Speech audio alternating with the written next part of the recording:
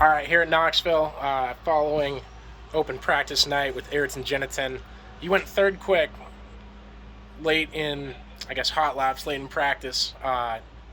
After coming out groups later from the guys that were above you, what was it like to be fast? Although it was pretty slow track, pretty bad track late, what was it like to be near the leaderboard tonight?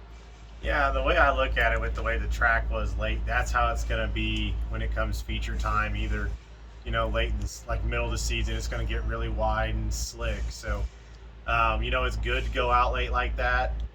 It was really blowing off a lot. We struggled really bad in that first set. We made a bunch of changes, like I think like Scotty McDonald told me, because I've never, man, you guys are working over there like crazy. I'm like, that's because we're trying to get quicker. And I think we achieved that at the end of that last set. We picked up a lot of speed with this car. So I'm really happy with what we got going on. Steve and Ace are working their butts off, and, we're starting to figure it out.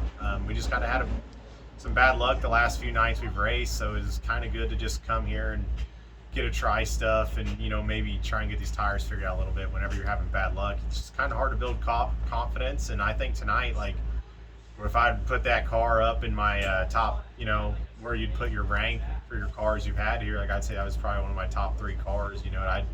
I'd put it up there with that with the night I won last year. It's pretty much right at that edge with that car.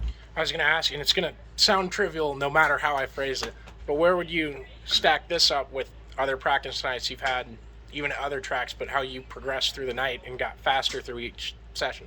Yeah, I feel like a lot of time, like this is like really the first time I've ever actually done a practice night in my life. There we go. It's which first. Is kind of ironic. Top one.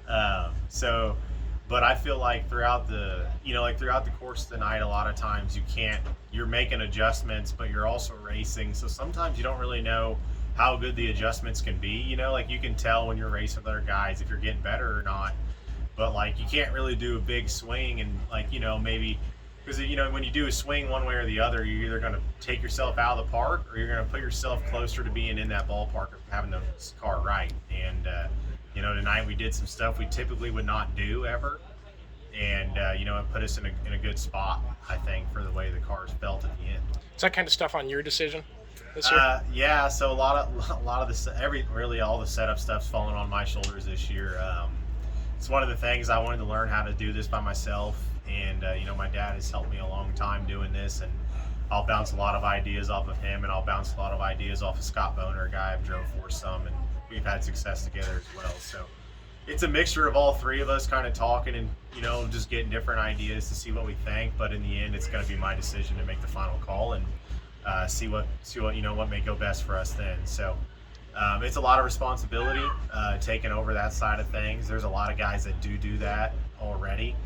But they've been doing it for a long time too, so it helps them kind of have that. But in the end, I think stepping up to the plate and doing it myself is going to make myself a better race car driver.